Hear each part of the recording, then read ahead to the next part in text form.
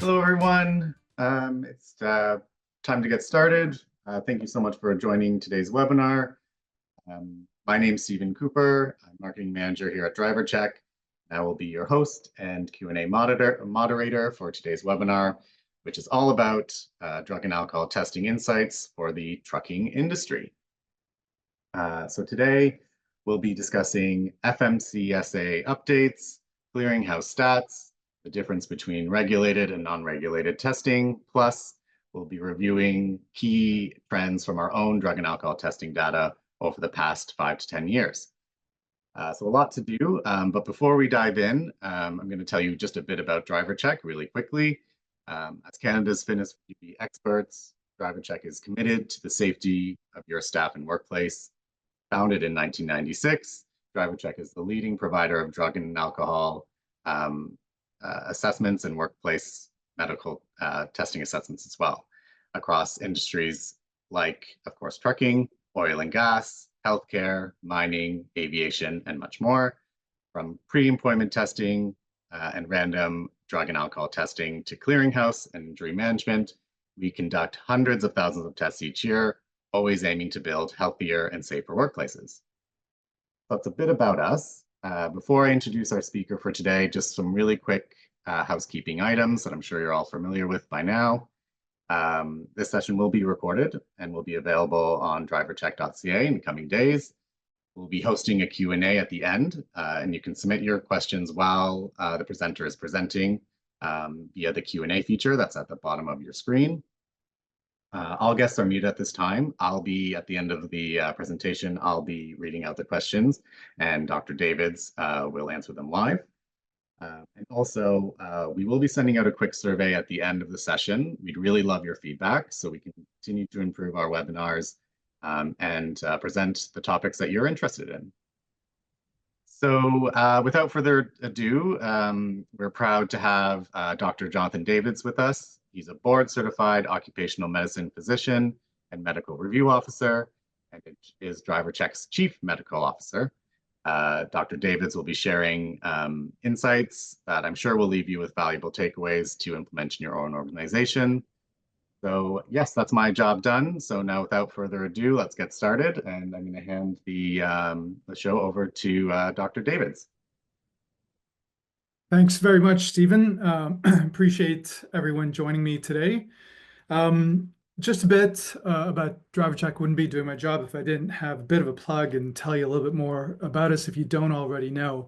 So at DriverCheck, our purpose, our reason for doing what we do is really built into our why, which is building a healthier and safer world. It's central to what we do in all the things that we help our clients. This lovely slide that our marketing department has put together for us really illustrates what we do. So we get involved in the entire life cycle of an employee from hire to retire with services all through that life cycle. So starting at the hire stage where we have a lot of pre-placement drug and alcohol testing that's done and pre-placement occupational health assessments. So you might know DriverCheck is the leader in drug and alcohol testing in the workplace, but we have a full suite of occupational health services as well. And we offer that to clients that need that. But we carry that on into the next stage after you onboard your employees, where we continue to do random drug and alcohol testing. We do periodic health assessments, and we also do industry-specific medical exams. And for the lion's share of the people who are on this webinar today, it's really commercial drivers, medicals that are perhaps of interest to you. We're also there if there is an incident or concern in the workplace, and we do follow up with reasonable cause and post-incident drug testing. We certainly have injury management. We do some occupational health file reviews for those clients that need it. And then finally, we're also there to help the return to work, specifically with the follow-up and return to duty drug and alcohol testing that's required through DOT regulations and for clients that follow the DOT regulations that are perhaps not regulated.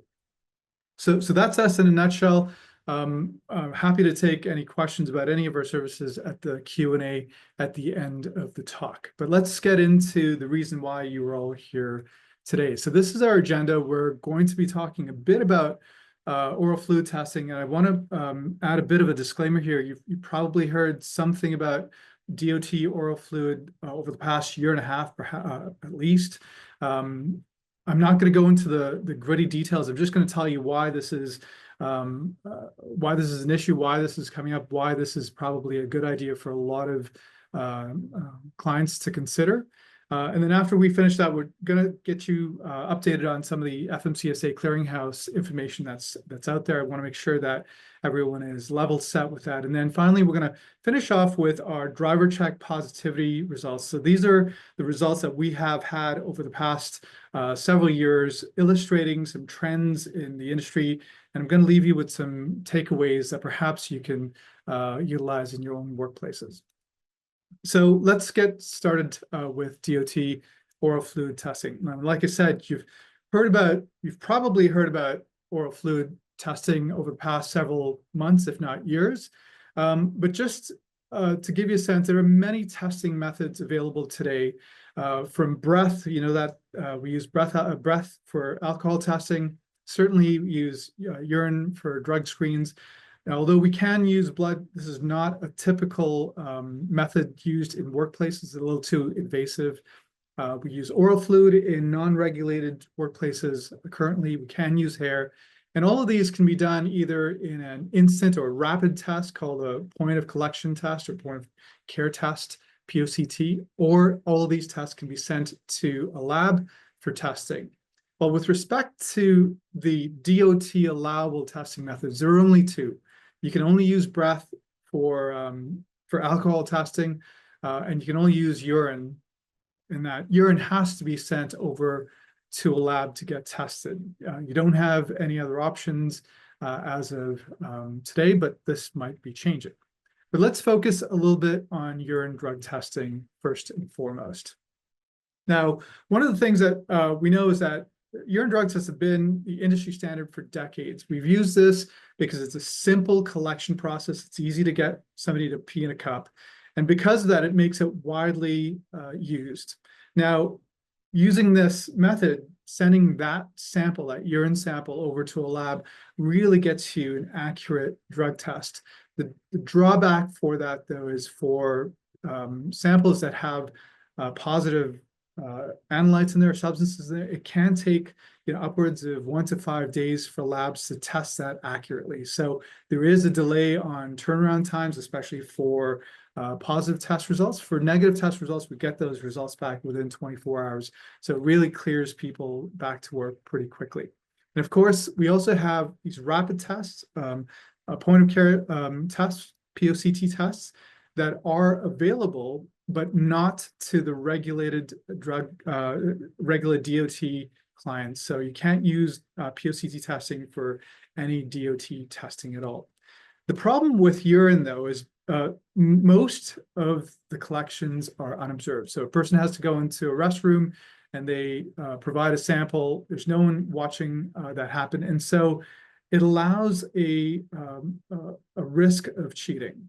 And if there's will, there's way. If people's livelihoods are dependent on it, there are ways that they tend to cheat. So with urine, one method is to dilute the urine. And you do this by people drinking a lot of water. That dilutes the urine, and it also dilutes the concentration of any substances in there, with the hope that you get that concentration diluted to sufficiently down to a level that isn't detected and doesn't pass a cutoff.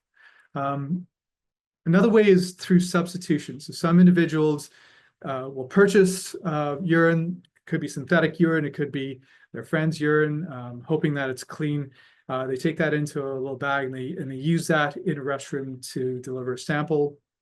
By the way, we have methods to detect all of these methods of cheating, from dilution, substitution, and even with adulteration. Adulteration just means that people are actually putting something into their urine sample to mess up the testing. So they put chemicals, they scratch their nails on soap, they put soap in their urine samples as well. And so we end up having adulteration to that sample, which tends to mess things up sometimes. So although we have methods to to combat these ways of cheating, the unobserved urine collection makes it very possible to cheat. On top of that, we also have marijuana problem.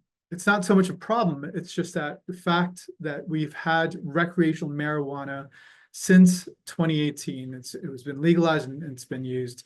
The active ingredient, THC, this is the stuff that makes you high. That chemical is stored in the fat cells of the body and is gradually excreted or gradually released. So it doesn't all come out at once. It can take days to weeks for that THC to be eliminated from the body, and it's detectable in the urine for days to weeks, depending on the dose or the amount that a person is using it. The third element to this is that drug tests, with the exception of alcohol tests, drug tests are not a measure of impairment. They simply measure whether substances in your body, whether there's past use. And so given that marijuana has been legalized and people can legally use this, testing it in urine doesn't really tell, days to weeks later, doesn't really tell you if that person is actually impaired at the time of testing. So employers can no longer penalize employees for positive marijuana tests unless impairments can be proven at the time of testing.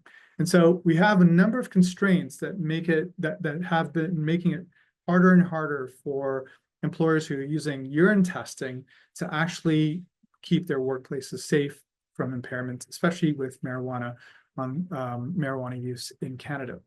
I want to talk a little bit about something called the window of detection, and just to orient you to what the slide is. On the left-hand side, you have the concentration going from 0 at the intersection of the axes, concentration rising upwards. On the x-axis, you have time. So you have minutes, hours, days, and weeks. And what you have here are the curves, the concentration time curves of various substances, of substances in various bodily fluids. So, for example, we have breath. It's not a bodily fluid, but we have it's a biological matrix. We have breath that we measure alcohol in. Alcohol is present in breath pretty quickly after you start using it. It rises and it falls within a couple of hours, depending on how much you're using. The same thing with blood. It rises a little bit slower and it lasts for a little bit longer, but we can't really use blood testing for drug tests in industry, so blood is not really an option. I want to focus a little bit on the urine curve right now. As you can see, it rises, it peaks, and then it tapers off over days to weeks, specifically for marijuana. So you can see that it takes a long time before it clears your system. And so if you're testing days to weeks later, you're really not picking up any sense of whether something is whether that substance is impairing the individual or not. But when you take a look at oral fluid has the same curve. The concentration rises, and then it typically tapers off well before days, typically within 12 to 24 hours. And so if you are using oral fluid for testing marijuana, for example, and you get a positive test, you can rest assured that likely the person has likely used within 24 hours. And again, depending on the cutoff, between 12 to 24 hours is what we typically see. And the reason why that's important is because we understand, and the current science supports the fact that impairment from marijuana use or THC use lasts approximately 24 hours in most people. Sometimes it lasts a little bit longer or shorter, depending on the person, depending on the amount that they use, but typically the impairing effects typically last for about 24 hours. So if you're using oral fluid as a test matrix and you're getting a test, you can assure yourself that it's detecting use within that 24-hour period. So that's the window of detection that we talk about. And this is why it's becoming such an attractive way to test.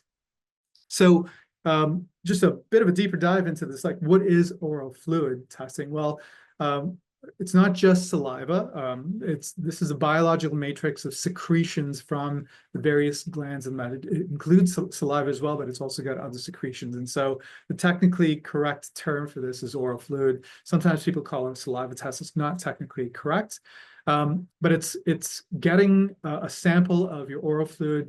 The oral fluid detects substances currently in your body, not lingering from days before that you've used.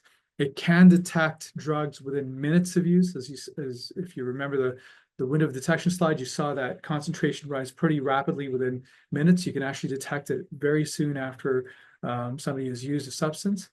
The actual oral fluid is collected using an oral swab device. So this thing down here, I've got a picture of it. That swab is placed in the person's mouth.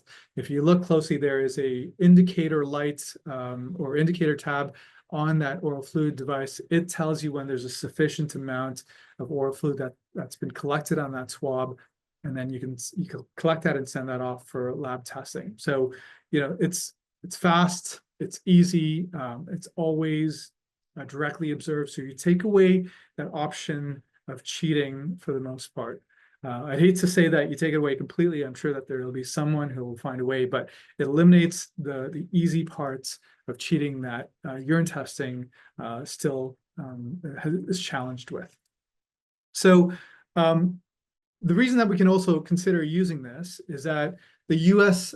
Federal agencies, SAMHSA and DOT, they finalized regulations and have approved laboratory oral fluid testing. The reason that they've done that is because the science behind it is really well established. It has shown that oral fluid is just as good as urine as a test matrix, and you can apply testing in a federally regulated program with the same confidence that you could in urine testing. And so this endorsement really highlights that oral fluid testing is a reliable alternative for U.S. federally regulated drug testing programs, and hence this is why it's on everyone's radar.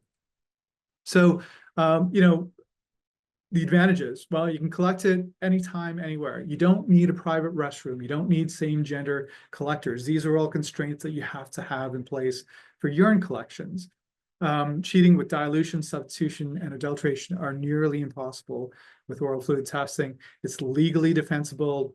It's got a very good recent use detection covering that potential impairment window, especially for marijuana use.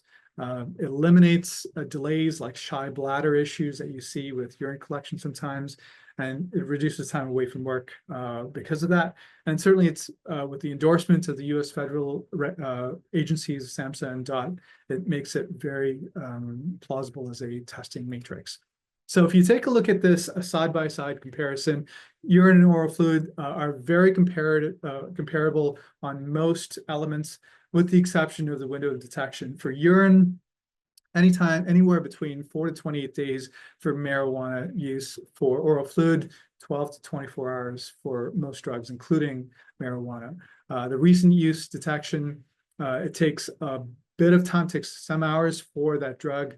Once a person has consumed it to show up in the urine, it's got to go through the elimination process. It takes a while. With oral fluid, it's in there within minutes. So we've got a rapid, easy to use test that makes it very palatable for people. So DOT testing methods available today, certainly breath and urine, they're all lab-based testing, but coming soon, oral fluid. And I wanted to say that we really should have been seeing something like this in place already in 2025. It has been delayed. DOT made these final rules in May of 2023, so it's been almost 2 years. I've been talking to clients about this for the past year, saying that this is likely coming soon, but I can't put a date on this anymore. This is U.S. government, so delays are inherent with this.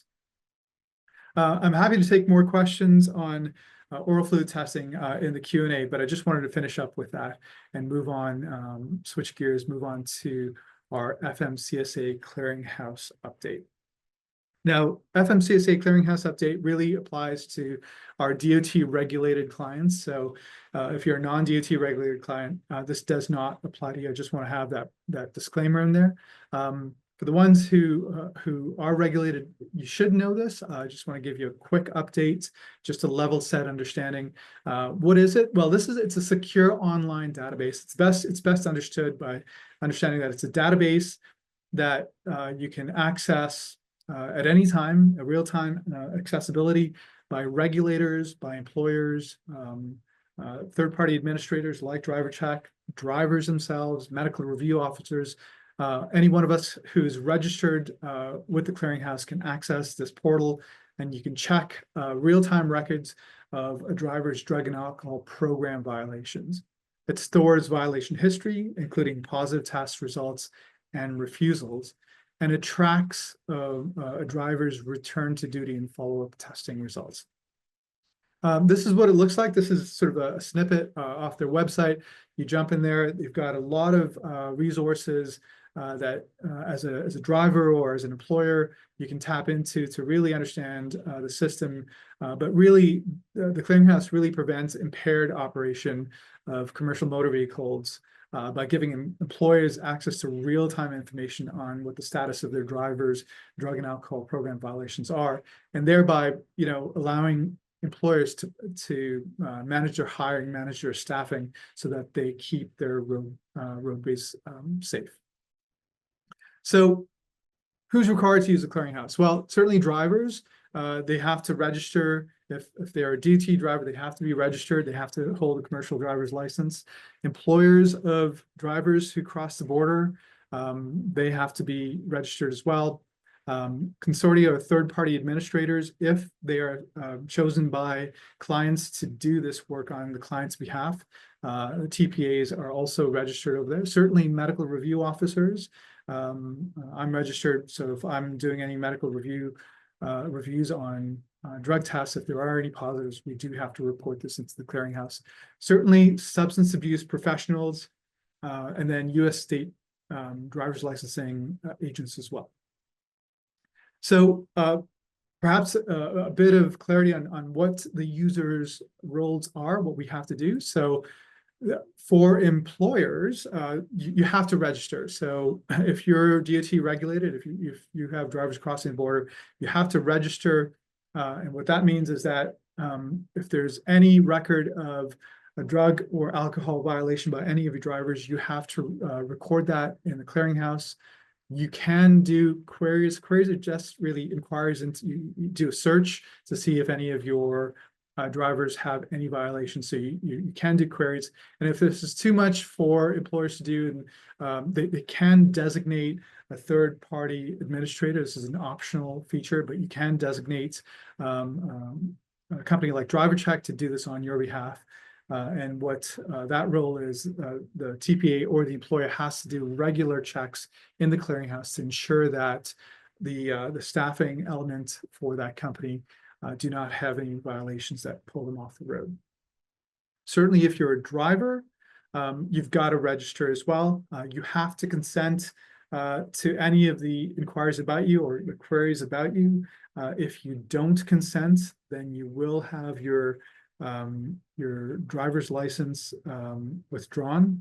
You won't be able to drive across the border in the U.S. So although this is a consent, it's almost a mandatory consent.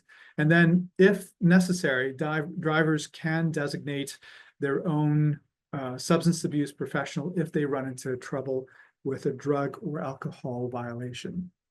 And then finally, the MRO, the medical review officer, and the substance abuse professional who are instrumental in clearing people to get back to work. We also have to register with the Clearinghouse, and we also have to report any of the test results. And certainly the SAP, the substance abuse professional, also has to put in a report through the Clearinghouse so that everything is tracked and we don't have anyone slip through the cracks and operate a commercial motor vehicle on the roads without clearance.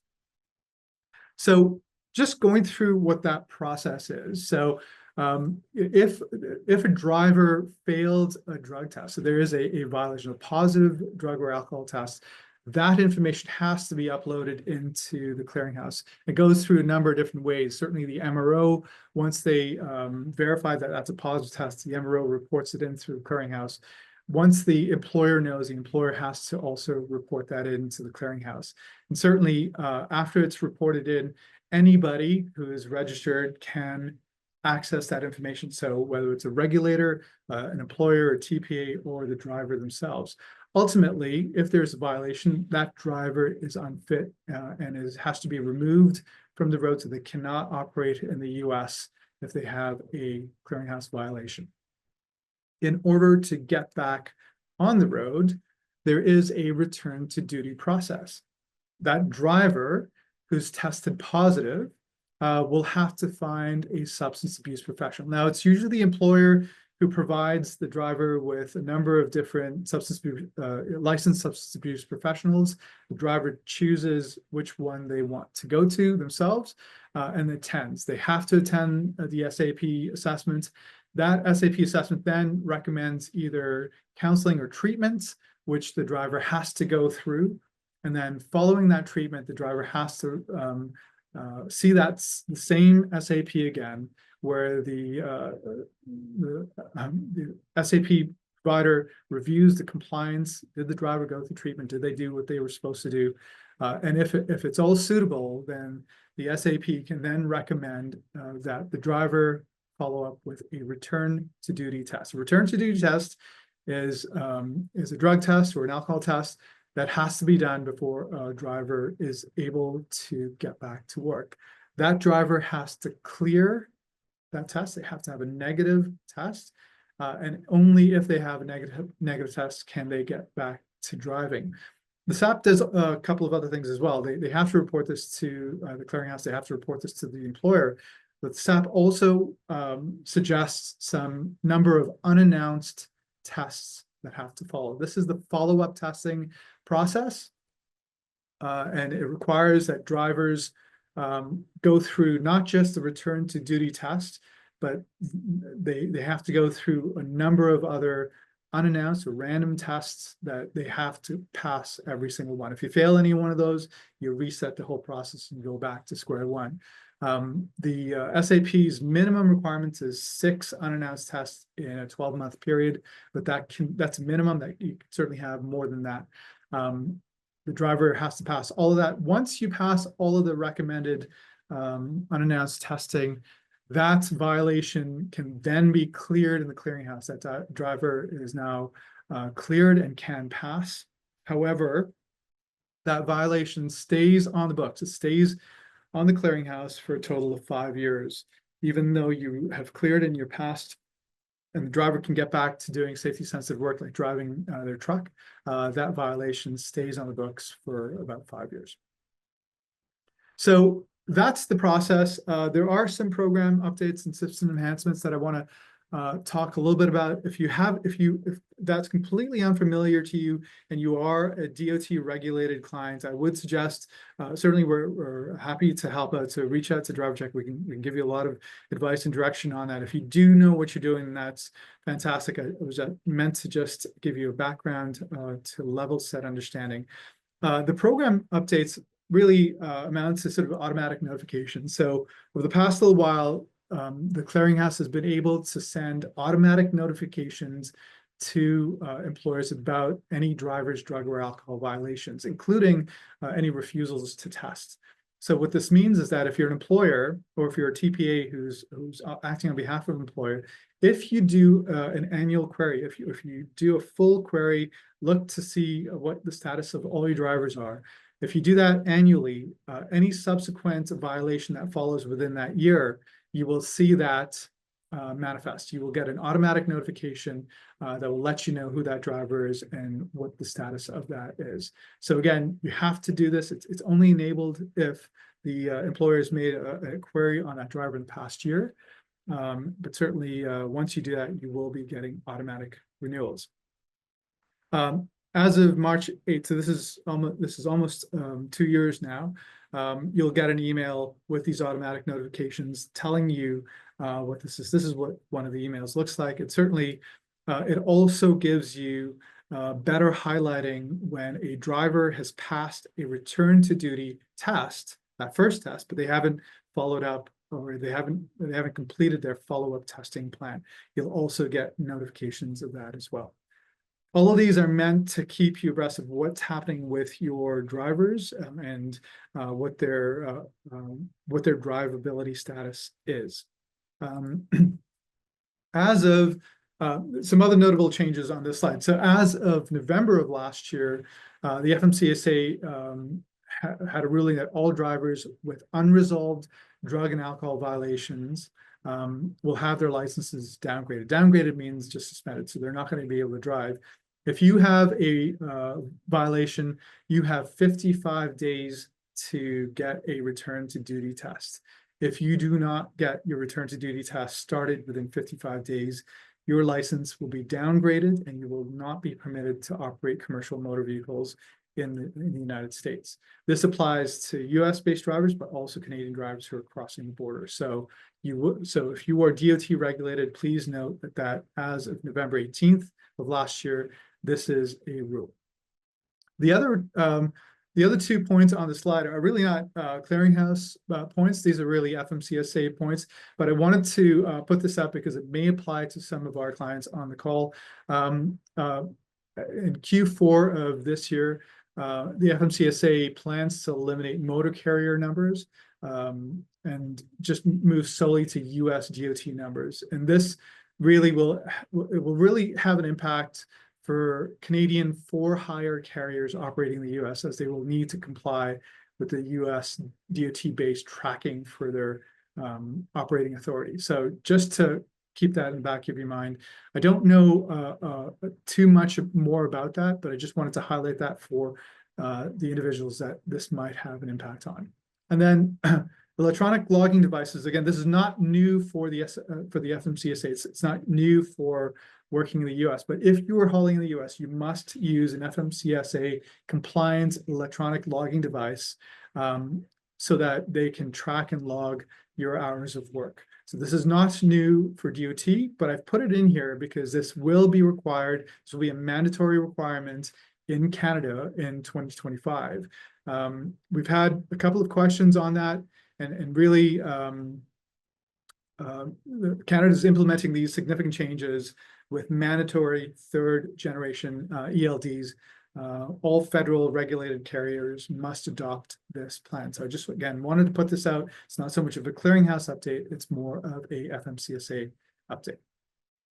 So the Clearinghouse is not just there to log violations, it also compiles the violations into some usable statistics to give you trend analyses.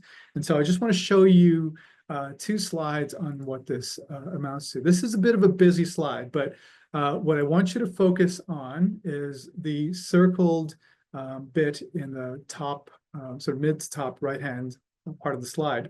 What you have listed here are the number of positive test results of the substances identified. You have the substances listed on the left-hand side, and over the course of 5 years, from 2020 to 2024, you have the number of violations for each one of those substances. And if you take a look at the total number, which is circled, you will see that by far and away, marijuana leads the pack by about 4 times as many violations as the second substance, which is cocaine. You have 165,000 over 4 years versus 45,000 for cocaine. And then you have the other substances that drop off: amphetamines, opioids, heroin, PCP, amphetamines. It's odd to see that they still do PCP. They're still finding that, you know, you're getting 63 results last year. It's a very different landscape than we see in Canada. We haven't seen PCP positives in over 6 years in Canada.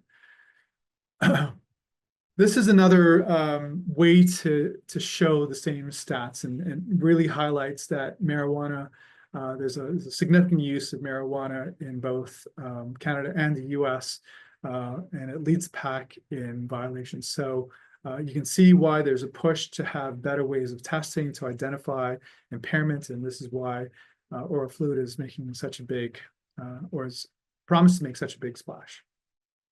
So I want to switch gears away from the Clearinghouse, and I want to start talking a little bit about what we see here at DriverCheck. And I want to spend a bit of time on this to make this make sense. So what I'm going to show you are the positivity rates in the trucking industry. So we've carved out trucking, so this makes sense to our audience today. And I want to compare our positivity rates before and after marijuana legalization. And I want to compare that to the DOT, the regulated DOT trucking stats and the non-DOT trucking stats. And I think you'll see a pattern that will emerge. Okay, so this slide is really the positivity rates by DOT trucking versus non-DOT trucking. Again, to orient you to the slide, this is urine-based lab testing. You have red and black. The red is the DOT urine tests. That's the regulated tests. The black are the non-regulated, non-DOT urine tests. The height of each bar is the positivity rate. And so if you take a look at the red bars, you will see that they all come in just about 1%. So on average, over the past 6 years, that positivity rate for regulated trucking for all substances, all scenarios, is 1%. It's 1.05, just over 1%. By comparison, if you take a look at the non-DOT positivity rates for all testing scenarios, you will see that went up and then it dropped back down in 2021. And from 2021, there's been a steady increase. And if you average that, you will see that over the past 6 years, the positivity rate has been just over 10%. So this is a 10 times difference in regulated trucking versus non-regulated trucking. Okay, let's break this down a little bit more. In this slide, this is specifically for marijuana. So it's not all substances, it's just looking at marijuana. And it's looking again at the left-hand side, you're looking at the 2 bar graphs, the red and black, they both represent DOT trucking. The red is before legalization, the black is after legalization. And this is your positivity rate for marijuana. On the right-hand side, this is your non-regulated trucking, your non-DOT trucking. The red is your positivity rate before legalization. The black is your positivity rate after legalization. And what I want, the story I want to tell over here is that in regulated trucking, before and after legalization, there is no appreciable change. There's actually a little bit of a decrease, but this is a non-statistical, no change. This has remained flat. Whereas if you take a look at the non-DOT trucking, what you will see is certainly pre-legalization, there was the positivity rate was 5.3%, and it shoots up to 8% after legalization. Legalization, by the way, this data is based on 2019 to 2024, and the pre-legalization data is 2014 to 2018. These are based on hundreds of thousands of tests. So the law of large numbers tells us that we can actually rely on these results to give us the story that we're seeing. So the difference for post-legalization in DOT versus non-DOT, that is a 10 times higher difference, much the same that we saw with all testing or all substances in general. Marijuana is telling us the same story. I want to spend a bit of time on this one as well, because I think that it tells us at least 3 or 4 things. And again, what this slide is showing is your marijuana positivity rate. So again, we're just looking at marijuana, but this time we have divided it out into the different types of testing. So on the far left, you have your pre-employment testing, your DOT compared to non-DOT. Again, red is pre-legalization, black is post-legalization. Right beside the employment, you have reasonable cause. So we have a story to tell over here. I'll come back to this in a second. Right beside reasonable cause is your post-accident. We have another story to tell on your post-accident. And then beside that, we have random testing. So this is your DOT, your non-DOT random pool. These are your positivity rates in your random testing. There's another story to be told here. And then lastly, what we're seeing over here is your return to duty and your follow-up testing. So these are people who've had violations. They've had to go through that return to duty process. And these are the test results that we're seeing. Okay, let's take this one step at a time. So pre-employment, this is not news to you after you've seen those last 2 slides. We know that in the DOT regulated space, there is a very low use, very low pickup. We're not detecting this in the tests that we do. In the pre-employment, we certainly see that higher in non-regulated trucking. Moving to reasonable cause. So pre-employment just replicates the slides that we've seen just a little while ago. For reasonable cause, what I want to show you here is certainly for DOT, there is a bit of a bump over here. Post legalization, you're getting up to about 9% positivity rates. So, the supervisors who are managing DOT drivers, they're identifying if there's reasonable cause, almost a 10%, 1 out of 10 times they're picking something up that is related to drugs or alcohol, specifically to marijuana. In the non-DOT trucking, when your supervisors pull somebody up for reasonable cause and have them tested, let's look at the black graph over here. That is almost a 60% positivity rate. So that means that your supervisors, when they're pulling their drivers off for reasonable cause, they're correct that it's due to marijuana 6 out of 10 times, almost 6 out of 10 times.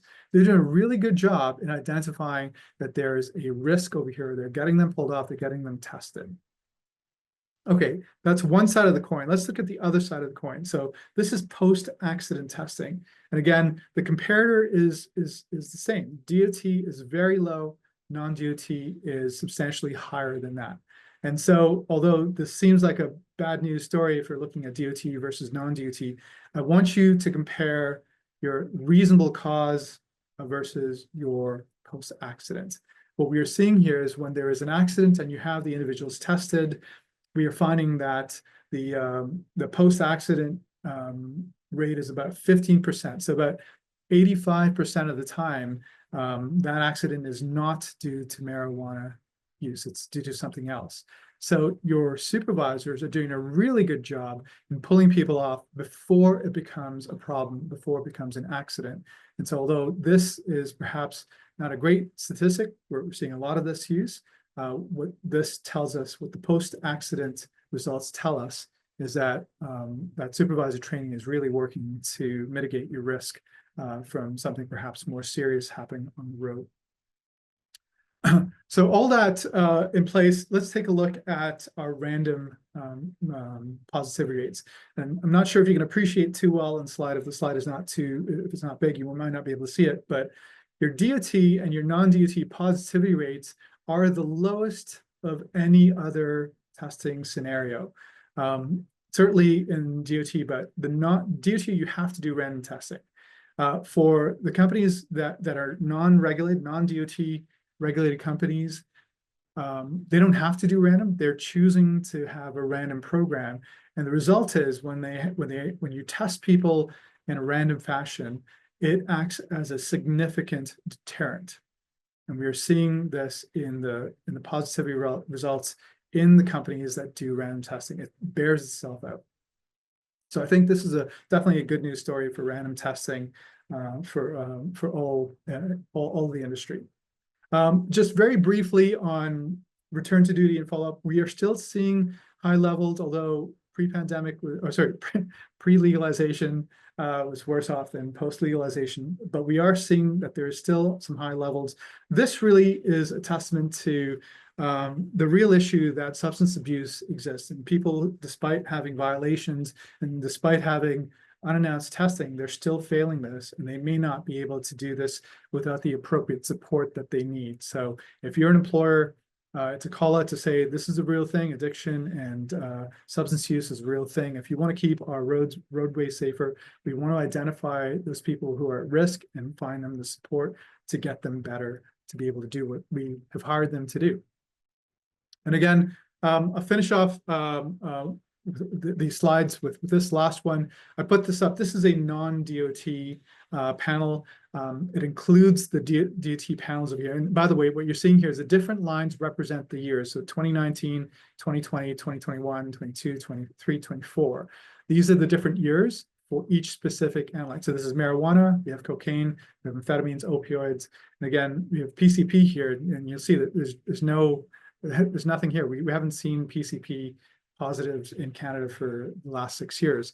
But over these five substances, what we see here is that marijuana leads the pack, cocaine is a distant second.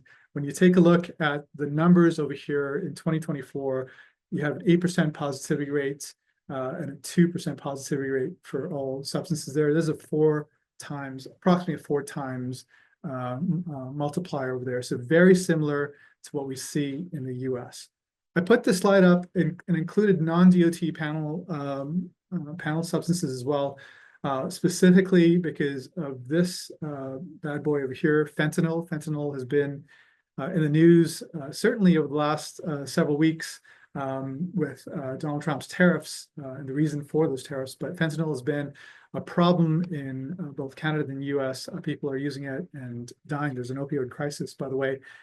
I put this up because, not just because this has made the news, but fentanyl is now being considered as another substance to be included in the DOT panel of THC, cocaine, amphetamines, opioids, and PCP. We understand that the US government, the DOT, will probably push this into place by mid-year. So sometime look to June or July for fentanyl being added to the panels and how that sort of unfolds for us. The other substances you see, they're pretty low, not quite as much as marijuana.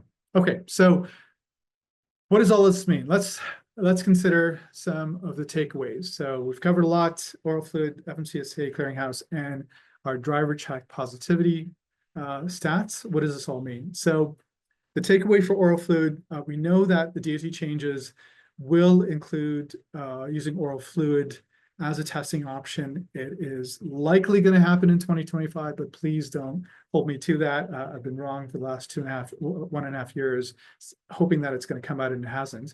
There are a couple of barriers here. You have to have a device, you have to have the chemicals called the reagents for the labs to use it. Then you have to have 2 labs that are certified to actually be doing this testing. And as of today, there are 0 labs that have been certified. We have 1 lab in Canada, Omega, that has submitted their application to be considered. Dynacare, our second lab in Canada, second SAM certified lab, has not put in their application. They tell us that they will.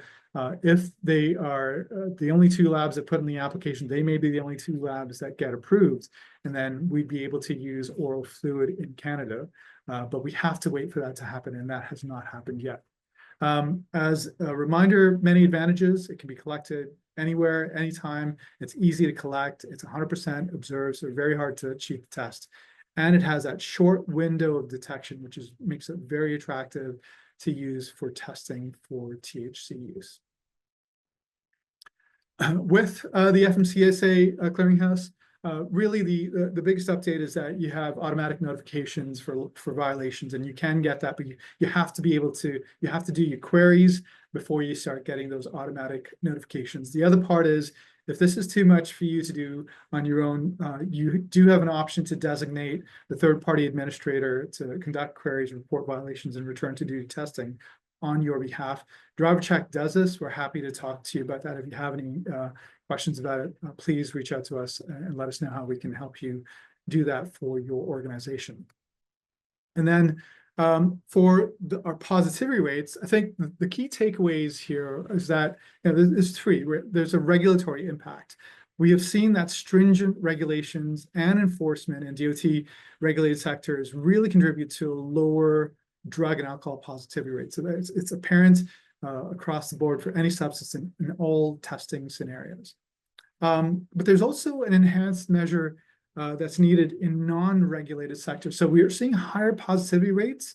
So it really suggests that there's a gap in perhaps oversight. And maybe the oversight is regulation oversight. But one of the things that I want to point out to you is that there is a higher positivity rate in non-regulated clients. So you really have to be mindful of that. And then the third point is that we are seeing very consistent testing results across borders. So both Canadian DOT regulated drivers exhibit similar positivity rates to their US counterparts, highlighting the universal benefits of rigorous regulatory frameworks. So what can we do for all this? So what are the effective strategies to maintain low positivity rates? Well, I think the comprehensive testing program that DOT has given us a framework for is really something that is necessary. For those companies that want to consider random drug testing, random drug and alcohol testing, it actually acts as a significant deterrent against substance use, but you have to make sure that you're compliant with Canadian laws if you're looking to do random drug testing. Education and training, you really need to be educating your drivers, certainly about the dangers of substance use, but really be providing training for your supervisors to identify those reasonable cause scenarios to prevent on-road accidents and more significant harms that we see. And then the other part of it is the support systems. We do know that addiction and substance use is a real thing. If you can offer the assistance programs for your drivers, it really encourages self-reporting and rehabilitation, and it really fosters a safe work environment. So, to distill it down to three things: adopt and enforce strict regulations, focus on your driver and your supervisor education, and focus on driver support. I think I will stop there. Thank you so much for indulging me over this past better part of an hour.